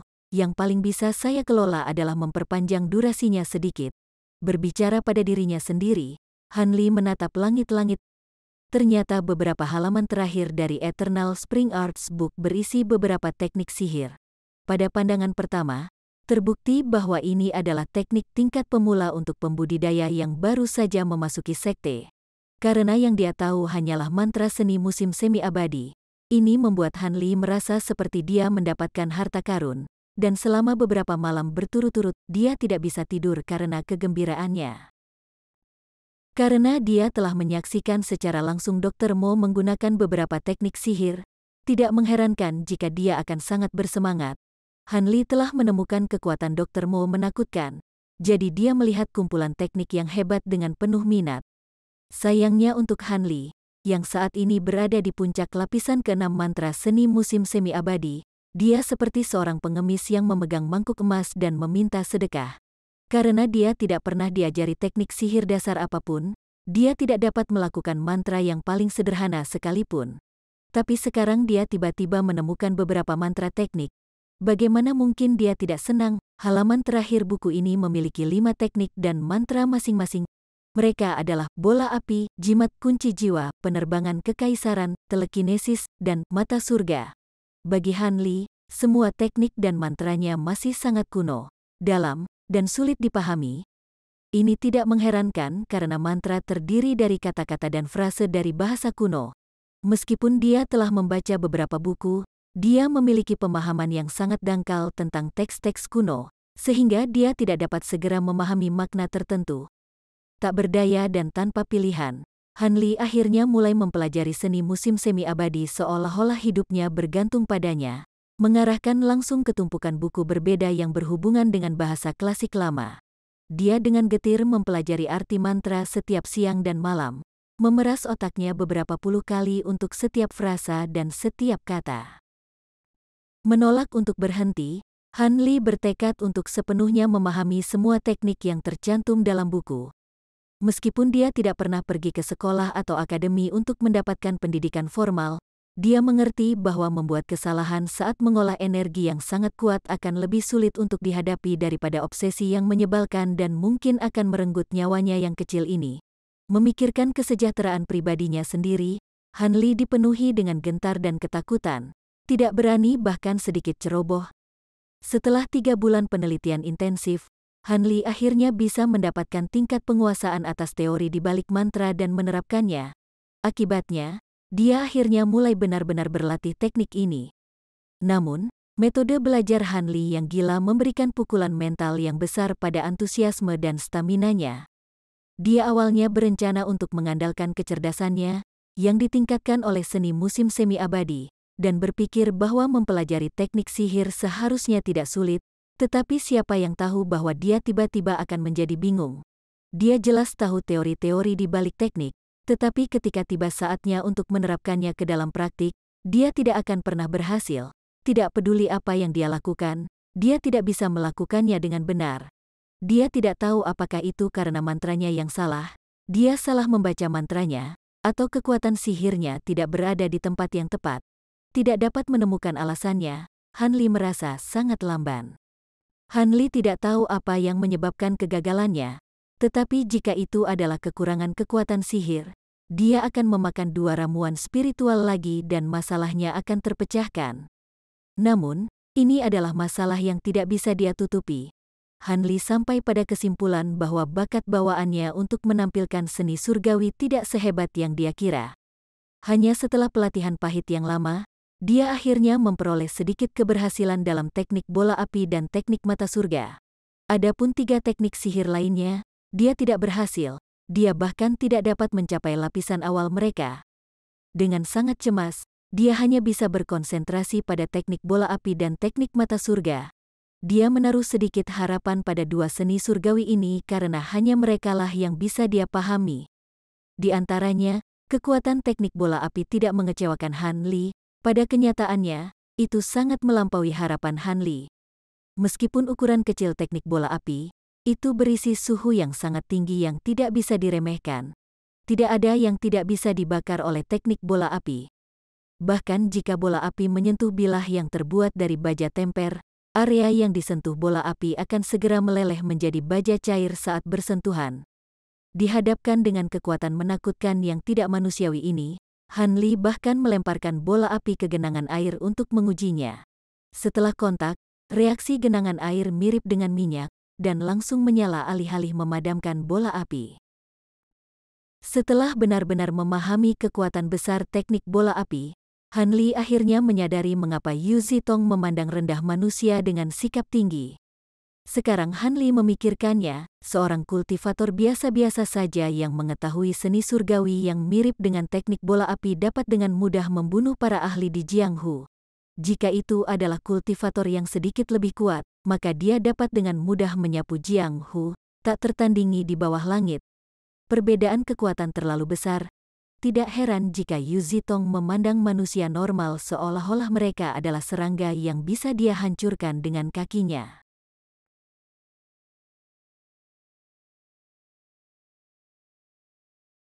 Chapter 68. Keracunan. Adapun teknik lainnya, Han Li memiliki harapan yang tinggi untuk teknik mata surga setelah menyaksikan kekuatan mengerikan yang terkandung dalam teknik bola api yang tampaknya sederhana. Namun, setelah mengeksekusinya, Han Li mengerti bahwa teknik sihir ini hanyalah transfer kecil energi ke mata seseorang. Hampir tidak ada kesulitan yang layak disebutkan, membuatnya tampak seolah-olah mudah dikuasai. Namun, teknik mata surga tampaknya mudah dikuasai karena kesulitannya berbanding lurus dengan kekuatan targetnya. Semakin sulit untuk menguasainya karena kekuatan target meningkat. Fungsinya difokuskan terutama untuk memeriksa kekuatan dan kemurnian kekuatan sihir milik kultivator, menjadikannya teknik sihir tipe pendukung yang berguna. Pada awalnya, Han Li sangat gembira dan menggunakan teknik mata surga di kedua matanya. Dia kemudian menggunakan matanya, yang sekarang dipenuhi dengan kekuatan sihir, untuk memeriksa kondisi tubuhnya sendiri. Melalui persepsinya yang ditingkatkan, dia melihat lapisan cahaya putih yang redup menembus tubuhnya. Semakin dekat dia ke dantiannya, semakin padat cahaya putihnya. Cahaya putih adalah kekuatan sihirnya. Ketika Han Li melihat ini, dia tidak bisa menahan diri untuk tidak mengulurkan tangan untuk menyentuh cahaya putih. Namun, dia tidak merasakan apa-apa. Dia memperhatikan bahwa kekuatan sihir mirip dengan udara, keduanya tidak berwujud dan tanpa bentuk, dan hanya melalui penggunaan teknik mata surga dia dapat berharap untuk memeriksanya. Tapi setelah beberapa inspeksi berturut-turut, Han Li benar-benar kehilangan minat pada teknik mata surga. Hilangnya minatnya adalah karena fakta bahwa dia sendirian di seluruh 7 sekte misteri. Pada siapa dia bisa menggunakan teknik mata surga, dia tidak mungkin menghabiskan sepanjang hari dengan narsis memeriksa dirinya sendiri. Oleh karena itu, selain mengintensifkan pelatihan teknik bola api, yang ia harap dapat membiasakan dirinya untuk menggunakannya selama pertempuran yang sebenarnya, Han Li mengalihkan perhatiannya ke jenis teknik sihir lain yang belum ia pelajari. Dia mulai berlatih teknik sulap lainnya secara perlahan dan berulang-ulang, berharap lebih banyak terobosan. Sedikit mendapatkan kembali sebagian dari energi tubuhnya, Han Li hanya bisa menghela nafas setelah memikirkan kesulitan berlatih teknik sihir lainnya. Frekuensi keluhannya, bagaimanapun, menurun secara signifikan dari waktu ke waktu saat ia terus berlatih teknik. Dong, dong, jam di dekat pintu masuk lembah berbunyi, loncengnya menyebar ke lembah. Han Li mengerutkan alisnya. Dia tidak tahu mengapa, tetapi baru-baru ini, jumlah orang yang datang untuk meminta bantuan tiba-tiba meningkat. Selain itu, sebagian besar dari mereka mengalami patah tangan, patah lengan, luka pisau, luka proyektil, dan luka luar serupa lainnya. Dia tidak berani mengabaikan pasiennya karena membantu seseorang seperti membantu memadamkan api. Dia menenangkan diri dan meraih tas medisnya. Setelah keluar dari rumahnya, Han Li langsung menuju pintu masuk lembah. Di luar pintu masuk hutan lembah pagi-pagi sekali, Han Li melihat seorang murid berpangkat tinggi mengenakan pakaian bersulam. Murid itu dengan cemas mondar-mandir di dekat jam besar seperti semut di wajan panas. Setelah melihat Han Li, dia segera bergegas ke arahnya. "Dokter Han, tolong ikuti saya. Tuanku telah diracuni dan berada di ambang kematian. Saya dengan hormat bertanya apakah Anda mau melihat apakah Anda dapat menghilangkan racun dari tubuhnya." Saat orang ini mendekat, Han Li menyadari bahwa murid itu memiliki wajah yang familiar. Setelah melihatnya beberapa kali, dia menyadari bahwa pria itu adalah murid yang paling disukai Penatua Li, Ma Rong, yang sebelumnya datang mengunjungi Han Li beberapa kali atas nama tuannya, Penatua Li. Karena itu, Ma Rong hampir bisa dianggap sebagai kenalan. Keracunan, Han Li bertanya sambil segera berjalan di jalan. Saat mereka bergegas, Han Li bertanya dengan muram tentang detail di balik kemalangan Penatuali. Han Li sadar bahwa ada beberapa racun yang bahkan dia sendiri tidak memiliki pengalaman dengannya. Ya, tuanku berkelahi dengan anggota geng serigala liar saat bepergian menuruni gunung untuk mengurus beberapa bisnis. Pada akhirnya, dia tidak hati-hati dan menderita serangan dari item yang terlihat seperti biji hijau tua. Pada awalnya, tuanku tidak terlalu khawatir dan bahkan membalas dengan membunuh lawannya. Siapa yang tahu bahwa racun itu akan tiba-tiba berpengaruh dalam perjalanan kembali ke gunung, menyebabkan dia jatuh pingsan. Sudahkah Anda mencoba mencari bantuan dokter lain? Tentu saja kami melakukannya. Jika itu adalah racun biasa, maka saya tidak akan mengganggu Dr. Han. Para dokter dukun itu, selain mengetahui bahwa tuanku menderita racun langka, tidak tahu apa-apa lagi. Mereka bahkan tidak berani meresepkan obat. Marong berbicara dengan wajah yang sangat tidak puas. Saat Han Li mendengarkan, ekspresi wajahnya tidak berubah. Saat dia buru-buru mengikuti Marong di jalan setapak, satu-satunya suara yang dia buat adalah N. Namun, segera, keraguan muncul di hatinya. Sejujurnya, dia tidak berpengalaman dalam menyembuhkan racun. Jika itu cedera internal atau eksternal, dia bisa bergantung pada beberapa jenis tanaman obat. Namun, jika dia harus mengobati beberapa racun mematikan yang langka, dia tidak yakin bahwa dia akan mampu memberikan solusi untuk masalah tersebut. Meskipun dia memiliki bubuk roh murni, penawar yang dapat menyembuhkan ratusan racun, dunia mengandung racun yang tak terhitung banyaknya. Siapa yang tahu apakah kekuatan roh murni dapat menyembuhkan racun spesifik yang merugikan Penatuali? Beberapa dokter lokal tidak sepenuhnya tidak berguna dalam menyembuhkan dan menghilangkan racun. Jika tidak, mereka akan ditendang dari gunung oleh sesepuh dari Sekte Tujuh Misteri. Bagaimanapun, sekte tersebut tidak mampu untuk membesarkan sekelompok murid medis yang tidak kompeten yang tidak dapat menyembuhkan luka sekecil apapun. Namun, mereka bahkan tidak berani meresepkan resep sederhana, menunjukkan bahwa racun ini adalah masalah merepotkan yang belum pernah mereka temui sebelumnya. Han Li hanya bisa bertahan hidup dengan memiliki banyak kartu tersembunyi dan mampu menyesuaikan diri dengan situasi apapun. Bahkan jika dia tidak dapat menyelamatkan Penatuali, tidak mungkin itu akan menurunkan reputasinya sendiri. Lagi pula, tidak ada dewa obat yang bisa menyembuhkan setiap penyakit. Saat Han Li dengan hati-hati menyempurnakan rencananya, Marong secara praktis memaksa Han Li untuk berlari ringan sambil menggenggam lengan bajunya.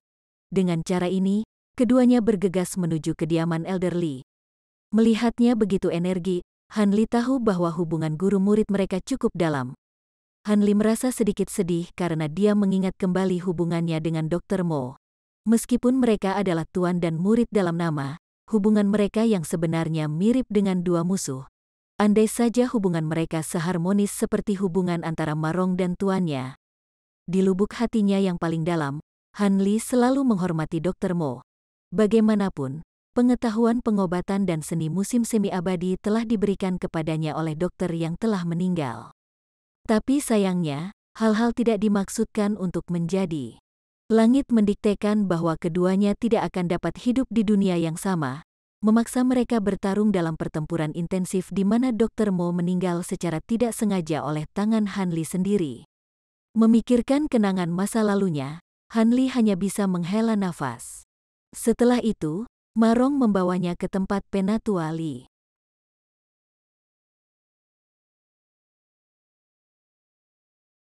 Chapter 69. Li Feiyu dan Nona Muda. Kediaman Penatuali tidak mewah, sebaliknya, itu hanyalah sebuah rumah kecil yang sederhana. Di sekeliling beberapa rumah dalam jarak dekat ada tembok tanah setinggi 2 meter, setebal setengah meter yang mengelilingi halaman sederhana. Menghadapi jalan setapak adalah gerbang setengah bulan yang melengkung di mana Han Li dapat melihat bahwa halaman itu dipenuhi banyak pengunjung. Melangkah ke halaman, Han Li menyadari bahwa jumlah orang yang sebenarnya jauh lebih tinggi daripada yang dilihatnya dari luar gerbang. Mereka berkumpul dalam kelompok 2 atau 3 orang, mendiskusikan keadaan Penatuali dengan suara rendah. Han Li telah mendengar bahwa Penatua Li adalah orang yang baik hati di Sekte Tujuh Misteri. Terlepas dari apakah seseorang adalah murid berperingkat lebih rendah atau kolega terhormat, dia jarang marah kepada siapapun, dia juga tidak berebut kekuasaan dan keuntungan di sekte tersebut.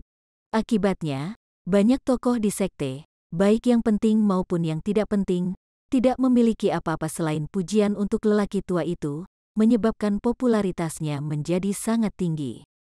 Bukan karena Penatua Li menderita penyakit yang disebabkan oleh racun, semua orang dengan status tinggi di sekte tersebut pada akhirnya akan memberikan penghormatan baik secara pribadi atau melalui perwakilan. Tidak seorang pun gagal melakukannya terlepas dari apakah alasan kedatangan mereka tulus atau munafik. Akibatnya, halaman segera dipenuhi oleh kerumunan orang. Begitu Han Li masuk, dia dikenali oleh orang-orang di halaman. Pelindung terendah segera mengelilinginya, masing-masing berusaha untuk menjadi yang pertama menyambutnya. Bagaimana kabarmu, Dewa Obat Han? Dokter Han datang, gelombang harapan baik terdengar dan terus-menerus memukuli pendengarannya. Bahkan jika dia tidak ingin mendengar suara yang tak ada habisnya, dia tidak punya pilihan selain bertahan. Melihat wajah-wajah ini penuh dengan antusiasme, Han Li juga menunjukkan senyum cerah yang tidak kalah dari orang banyak dalam hal kemegahan. Namun, meskipun dia tampak sangat sopan, dia sebenarnya muak dengan basa-basi palsu. Untungnya, mereka yang berstatus tinggi, seperti wakil pemimpin sekte dan sesepuh, secara implisit menganggukkan kepala mereka ke arah Han Li, menunjukkan pengakuan mereka atas kedatangannya tanpa bergerak untuk mendekatinya. Melihat bahwa mereka tidak membuat Han Li tidak nyaman dengan membuatnya menyapa mereka, Han Li memiliki kesan yang baik tentang orang-orang terhormat ini. Karena status Marong yang rendah, dia tidak dapat melakukan apa-apa selain berdiri di samping dengan tatapan prihatin. Saat para pelindung mencoba untuk lebih dekat dengan Han Li dengan basa-basi mereka yang terus-menerus, wajah Marong menunjukkan kekhawatiran sementara kedua ikatannya saling bergesekan tanpa henti. Akhirnya, setelah Han Li selesai menyapa orang terakhir, Marong tidak bisa menunggu lebih lama lagi dan segera bergegas maju, meraih lengan Han Li dengan satu tangan dan menyerbu langsung ke dalam rumah. Tindakan kasar dan terburu-buru ini membuat marah beberapa orang yang ingin berhubungan baik dengan Dewa Obat Han, mengungkapkan sedikit ketidaksenangan mereka. Di luar, Han Li memiliki senyum yang dipaksakan, tapi sebenarnya dia cukup senang dengan keputusan Marong. Dengan cara ini, dia akhirnya bisa menyingkirkan orang-orang yang terus-menerus mengganggu itu tanpa harus menyinggung siapapun. Dengan perasaan mendesak, Han Li ditarik ke ruang tamu oleh Marong. Tidak banyak orang di dalam, kecuali beberapa anggota keluarga dan dua sesepuh. Pemimpin Sekte Ma juga ada di sana, tapi yang paling mengejutkan Han Li adalah Li Feiyu juga ada di dalam ruangan. Han Li terkejut. Menurut apa yang dia ketahui, tidak ada hubungan antara Li Feiyu dan Penatua Li, jadi mengapa dia muncul di sini? Tepat ketika perutnya akan meledak dengan pertanyaan, Han Li memperhatikan bahwa murid senior Li sedang menghibur seorang gadis mungil dengan air mata mengalir di wajahnya. Ekspresi Li Feiyu yang sangat terfokus dipenuhi dengan jejak emosi, tampilan yang sangat berbeda dari yang biasanya dia tunjukkan kepada sesama muridnya. Melihat penampilan terpikat Li Feiyu, Han Li tiba-tiba menyadari apa yang sedang terjadi. Terkejut, dia tidak bisa tidak berpikir bahwa itu sangat lucu. Han Li segera dan hati-hati mengamati penampilan wanita muda itu, ingin melihat kecantikan seperti apa yang bisa membuat Li Feiyu mengabaikan segalanya demi cinta. Wanita muda itu tampak berusia sekitar 15 hingga 16 tahun dan mengenakan jepit rambut jasper. Selain itu, ia mengenakan gaun hijau teratai, memberikan kesan nakal pada wajah aslinya yang manis dan menyenangkan. Meskipun demikian, kedua matanya bengkak merah, membuatnya tampak cantik namun menyedihkan. Penampilannya yang sedih memberi orang dorongan untuk dengan penuh kasih membawanya ke pelukan. Zeze, dia benar-benar wanita muda yang adil. Han Li berseru beberapa saat di dalam hatinya, berpikir bahwa Li Feiyu yang jatuh di bawah jerat cinta wanita ini dapat dimaafkan. Di dalam hatinya, masih ada sedikit rasa iri dan iri, tidak tahu kapan dia sendiri juga bisa memiliki pendamping intim. Mungkin karena dia menyadari bahwa Han Li sedang mempelajari wanita muda ini, tetapi Marong dengan cepat memperkenalkan Han Li kepada semua orang di dalam rumah agar dia dapat merasakan keakraban. Pemimpin sekte Ma dan Penatua Qian berwajah putih yang pernah dilihat Han Li sebelumnya secara alami tidak memerlukan perkenalan apapun, dan dia segera mengambil inisiatif untuk melangkah maju untuk memeriksa mayatnya. Salam pemimpin sekte Ma, Penatua Qian, hehe, dokter muda Han telah tiba. Pemimpin sekte Ma bertindak seolah-olah dia adalah teman dekat Han Li. Hampir seolah-olah tidak ada perbedaan antara status mereka. Dokter Han adalah Dokter Han. Mengapa Anda harus menyebutkan kata muda? Han Li diam-diam mengutuk dalam hatinya karena tidak setuju dengan kalimat pemimpin sekte Ma. Di sisi lain, sikap Penatua Qian dingin dan terpisah. Dia hanya menganggukkan kepalanya, bertindak berlawanan dengan pemimpin sekte Ma. Han Li tidak tersinggung oleh ketidakpedulian Penatua Qian, karena dia tahu bahwa Penatua Qian mempraktikkan metode kultivasi khusus yang mengharuskannya untuk memutuskan perasaan dan keinginannya, menyebabkan dia memperlakukan semua orang dengan sikap dingin dan acuh tak acuh yang sama. Selain pemimpin sekte Ma dan Penatua Qian, ada penatua lain yang tinggi, kokoh, dan berwajah merah yang tidak dikenal oleh Han Li. Telapak tangan elder ini kasar, dan ke-10 jarinya yang pendek tebal dan padat. Dari sini, terbukti dari satu pandangan bahwa penatua ini berlatih seni bela diri khusus. Ini Penatua Zhao, teman dekat tuanku. Pekerjaannya sebelumnya adalah mengawasi divisi pengumpulan harta karun di luar gunung. Dia baru kembali 2 hari yang lalu, kata Marong sambil memperkenalkan Penatua kepada Han Li. Terhadap Han Li, Penatua Zhao tidak dingin atau hangat. Dia membuat suara N dengan hidungnya, tidak mengucapkan sepatah kata pun. Tetapi keraguan di matanya terlihat jelas.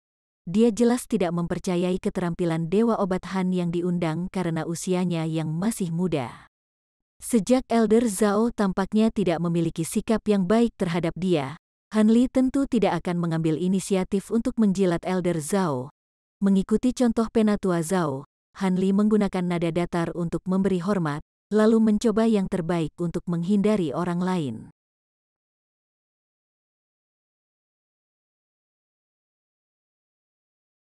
Chapter 70. Dorongan. Jelas bahwa pemimpin sekte Ma merasakan permusuhan pasangan itu. Bukan saja dia tidak khawatir, wajahnya menunjukkan sedikit ekspresi ceria. Meskipun dokter muda Han masih muda, keterampilan pengobatannya dapat dikatakan telah mencapai kesempurnaan. Saya percaya bahwa di bawah perawatan Dokter Han, Penatua Li dapat bangkit dari ambang kematian. Tiba-tiba dia berkata, memuji kemampuan pengobatan Han Li. Betulkah, dengan usianya yang masih sangat muda, apakah keahlian pengobatannya begitu luar biasa? Yah, aku tidak benar-benar percaya padamu.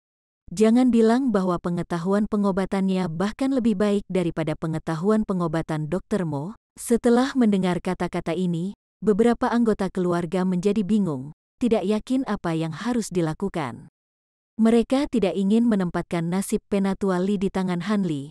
Mereka juga tidak berharap bahwa dewa obat kecil ini dapat menyembuhkan racun dan menyelamatkan hidupnya. Untuk membuka mulut mereka untuk membantah kata-kata Elder Zhao juga tampaknya tidak tepat.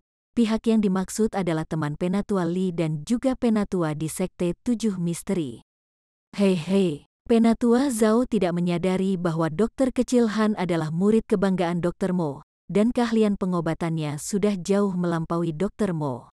Wakil pemimpin sekte diam-diam menyeringai, menambahkan kayu bakar ke api. Bahkan jika bocah lelaki berusia sekitar tahun ini mulai belajar ketika dia masih dalam kandungan ibunya, seberapa luar biasa keahlian pengobatannya? Saya masih tidak akan mempercayai Anda kecuali saya secara pribadi melihatnya dengan mata kepala sendiri, kata Penatua Zhao, menggelengkan kepalanya seperti kipas daun palem. Dia masih tidak mau secara langsung mengkritik Han Li dan dengan demikian jatuh di bawah perangkap wakil pemimpin sekte dengan menyinggung seseorang yang seharusnya tidak dia sakiti. Penatua Zhao mungkin tampak seperti individu yang kasar dan terburu-buru, tetapi terlepas dari sikapnya, dia bukanlah orang bodoh yang akan dengan gegabah menghina anggota sekte lain tanpa mengkonfirmasi identitas orang yang dia hakimi. Bagaimanapun, Dia mampu memegang status tinggi sebagai penatua dan mempertahankan posisi ini. Sebagai tanggapan, Han Li memutar matanya, berpikir pada dirinya sendiri, mengapa saya perlu membuktikan kepada Anda apakah keterampilan medis saya cukup baik? Dia tahu bahwa pemimpin sekte Ma dengan sengaja mengeluarkan tanggapan ini, tetapi Han Li masih merasa sedikit tertekan. Sangat jelas bahwa Penatua Zhao dan pemimpin sekte Ma ini bukan dari faksi yang sama dan bahkan memiliki sedikit hubungan permusuhan. Mix sirkular palem tempat Elder Zhao berlatih telah dilatih dengan sempurna. Kekuatannya tidak terbatas, kata pemimpin sekte Ma. Melihat Han Li terlihat tidak senang dengan Penatua Zhao, pemimpin sekte Ma merasakan kegembiraan di dalam hatinya menjadi lebih kuat, membuatnya tak terkendali meneriakkan frasa acak dan aneh. Bagaimana itu bisa dibandingkan dengan Jari Yin misterius pemimpin sekte Ma yang sangat halus? Tampaknya Penatua Zhao tidak peduli dengan identitas orang lain sebagai wakil master sekte.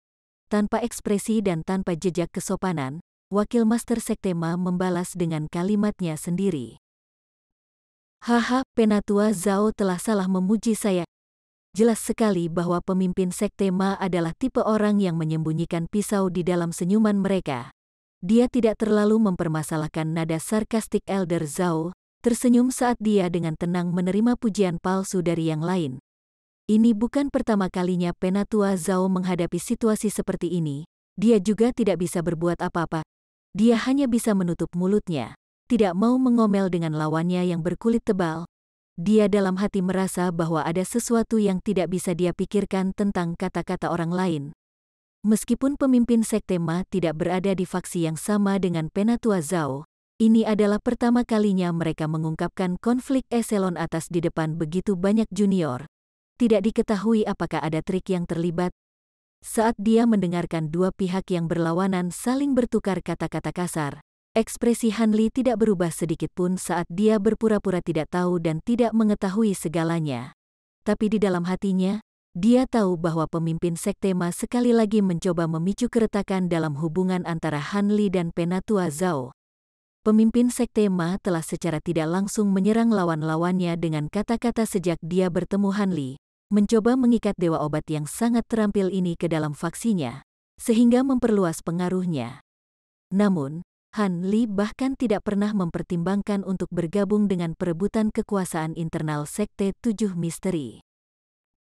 Bukan karena dia sengaja menjauhkan diri dari kepentingan politik dan materi atau karena dia sombong, tetapi karena sejak dia berhubungan dengan Dr. Mo, Yu Zitong dan orang-orang yang memiliki status tinggi, cita-citanya jauh lebih tinggi, terutama karena dia mempelajari dua jenis mantra yang berbeda.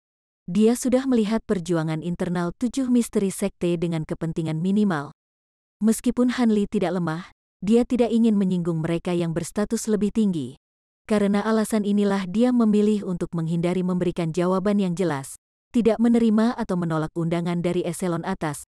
Persis seperti itu, giliran pemimpin sekte Ma yang mengalami sakit kepala tanpa akhir. Meskipun keterampilan pengobatan mendalam Han Li membuatnya sehingga dia bisa bertindak keras kepala, Han Li menyeret tanggapannya terlalu lama, membuat pemimpin sekte Ma sangat frustrasi.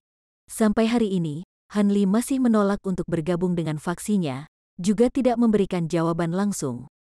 Tetapi untuk mencegah Han Li memasuki faksi lain, pemimpin sekte Ma harus melakukan yang terbaik untuk merusak hubungan antara Han Li dan anggota eselon atas lainnya, memicu ketidakharmonisan. Apakah taktik kekanak-kanakan ini efektif atau tidak, Han Li tidak tahu, tapi sampai hari ini adalah pertama kalinya faksi tingkat atas sangat mengganggunya. Saat ini, pemimpin sekte Ma sedang melakukan yang terbaik untuk melemahkan pendapat Han Li tentang Penatua Zhao. Mungkin ingin dia tidak memiliki ingatan yang baik tentang Penatua ini. Ma Rong, yang menyadari awal pertengkaran, merasa sedikit panik di dalam hatinya dan buru-buru melanjutkan perkenalannya. Ini istri tuanku, Li Si. Dia mulai dengan menunjuk seorang wanita paruh baya yang memiliki kemiripan dengan wanita muda itu. Ini, wanita muda di sisi Li Feiyu diperkenalkan terakhir. Namanya Zhang Xiwer. Tanpa diduga, dia adalah keponakan Penatua Li. Ketika dia memperkenalkan Li Feiyu, yang lain dengan sengaja berpura-pura tidak mengenali Han Li, menunjukkan penampilan yang keren dan tidak bisa didekati. Ini membuat Marong, yang memulai perkenalannya sendiri, merasa canggung. Dia buru-buru membisikkan penjelasan kepada Han Li, mengatakan, "Pelindung Li selalu seperti ini. Ini adalah temperamen normalnya dan tidak secara khusus ditujukan kepada Anda, Dr. Han, jadi tolong jangan menganggap ini pribadi." Han Li tersenyum kecil, mengetahui bahwa Li Feiyu tidak ingin mengungkapkan hubungan mereka di depan begitu banyak orang. "Sikapnya tidak berarti apa-apa bagiku. Saya tidak akan merendahkan diri saya dengan memohon perhatian dari orang lain. Saat ini, lebih baik melihat kondisi Penatua Li daripada membuang waktu dengan berdebat. Menyelamatkan nyawa lebih penting." Han Li dengan sengaja membuat komentar meremehkan terhadap Li Feiyu. Marong, setelah mendengar ini, menenangkan hatinya dan mengundang semua orang ke kamar tidur pasien yang sakit. Setelah mendengar pernyataan Han Li, bibir Li Feiyu berkedut sedikit, tampak acuh tak acuh. Ketika semua orang membalikkan tubuh mereka, dia tiba-tiba membuat wajah lucu ke arah Han Li lalu dengan cepat kembali ke penampilan normalnya, membuatnya seolah-olah tidak ada yang terjadi. Han Li dengan kuat menahan keinginannya untuk tersenyum. Segera setelah itu, dia dengan cermat mengikuti jejak murid senior Li, naik ke depan tempat tidur Penatua Li. Setelah melihat fitur wajah orang di tempat tidur, Han Li yang biasanya berani tidak bisa menahan napas dingin. Sekarang dia akhirnya mengerti mengapa dokter lain tidak mau meresepkan obat. Saat ini, Penatua Li yang awalnya berwajah jinak tetap tidak sadarkan diri, tetapi ada bintik-bintik racun, seukuran koin tembaga, memanjang dari wajahnya ke daerah lehernya dan dari tangan ke kakinya. Setiap tempat racun tampak berbeda dari yang lain karena mereka bervariasi dalam sejumlah besar warna cerah yang tidak normal. Setiap orang yang melihat mereka menjadi sangat khawatir. Yang lebih bermasalah lagi bagi Han Li adalah bibir Penatua Li berwarna hitam kehijauan dan fitur wajahnya diselimuti lapisan udara gelap. Ini berarti bahwa racun itu berada pada tahap akhir, sehingga membuat tugas rumit menyelamatkan nyawa kecil Penatua Li menjadi lebih sulit. Bersambung ke chapter 71. Bagi Anda sahabat kultivator, ketua klan dan sekte, yang telah mengikuti channel Tortorokai, Mimin mengucapkan terima kasih. Sampai jumpa di episode berikutnya.